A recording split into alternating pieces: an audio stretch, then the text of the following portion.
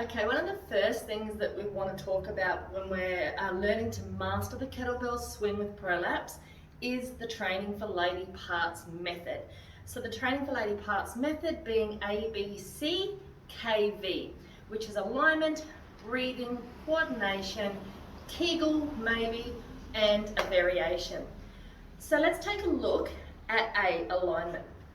So when we're doing a kettlebell swing, a lot of people tend to, at the top of the swing, is usually where the problem is they usually are like this at the top. As you can see, I've got an arch in my back here, my rib cage is flared, and my pelvis is pointing downwards. What I need to do is have my rib cage over my pelvis. So I need to tuck that pelvis back under and have my rib cage nice and square over my pelvis. Some people also end up like this with the kettlebell swing as well, so they have it too much the other way. So we just need to make sure that we've got a nice neutral spine, that our pelvis is neutral, our rib cage is neutral as well, so that we haven't got an excessive arch or curve at the top of the kettlebell swing. Second is breathing. B for breathing. Okay, with the kettlebell swing, what you want to do is you want to be breathing out on the exertion. Of course, there's always variations to the breathing pattern that women will use with Prolapse, but generally it's on the exertion. That seems to be what works for most people. So on the exertion of the kettlebell swing is when we are bringing the kettlebell up into the air. So what I'm going to do is I'm going to take a deep breath in at the bottom, expand my rib cage, expand through my back, even expand with my breath through my pelvis, because as I breathe in, my diaphragm goes down and my pelvic floor goes down as I breathe in. So I'm breathing in here. It's on the upwards part of the kettlebell swing where I'm going to exhale. So breathing here and exhale as I come up. Notice I've got my alignment, I'm not over the top. What I like to do is I like to do a little bit of a hiss through my teeth. That there, I'm going to give you an example here. So as I breathe out with my lip pursed, I tend to still be fairly loose through here. If I hiss through my teeth, just take your hands here to where your transverse abdominis is and do a hiss. And that tightens your transverse abdominis right underneath your rectus abdominis. So we want to be strengthening that transverse abdominis, that core set muscle down underneath our six-pack muscle. I'm going to hiss as I come up. So I'm going to go breathe in and I get that nice contraction of my transverse abdominis. Doing that will also help me stop overextending. So my rib cage is square, my pelvis is square.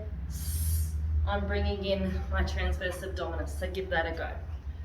All right, I'm going to move on to a Kegel. So usually we Kegel with our breath, and I'm about to get an interruption. Okay, now let's look at doing a Kegel with the kettlebell swing. Sometimes you will, sometimes you won't, depending on your situation.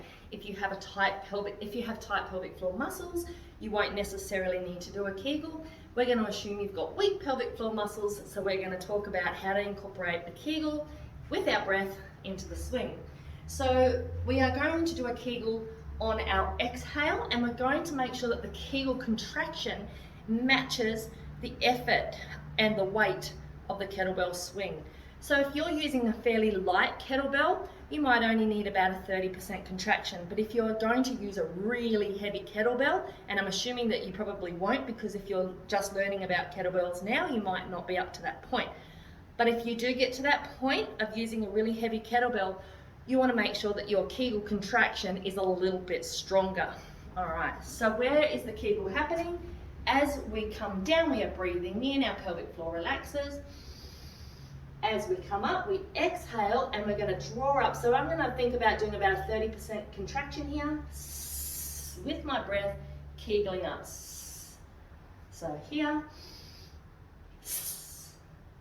relax,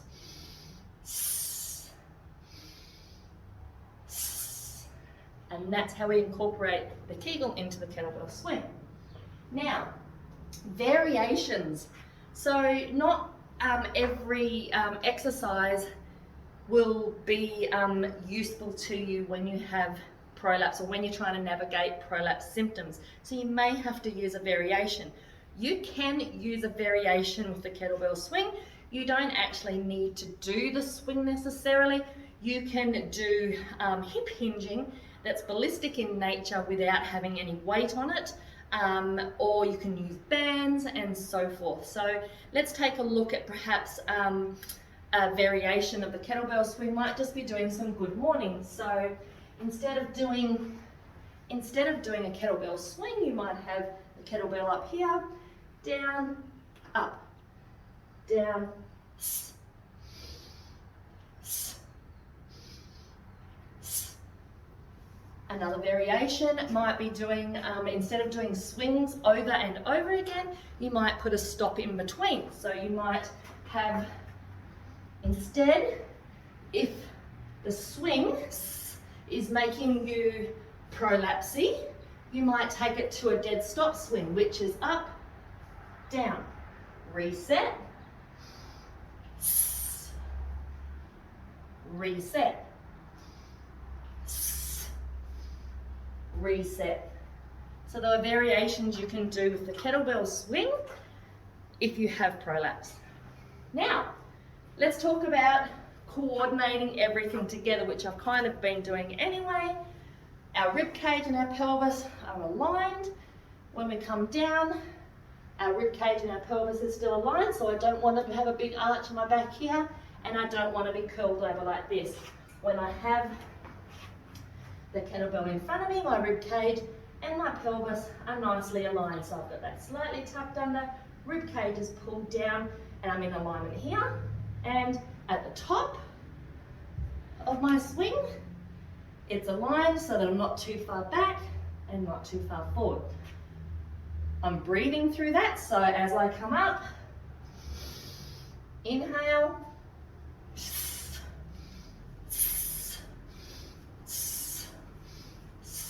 as I'm breathing, I'm doing a Kegel, so on the exertion, as I'm breathing out, at the top, I'm doing a Kegel, whilst aligned. So I've got, that is happening there. And of course I showed you the variations. So all the alignment, the breathing, the Kegel, and coordinating that all together can be used with either the kettlebell swing, the kettlebell dead stop, perhaps a kettlebell good morning, whichever variation you're using. And as you can see, I'm puffed just by demonstrating this. So kettlebells are a great way to get your heart rate up using a ballistic style training method whilst training with prolapse. You can get your fitness sorted and manage those symptoms.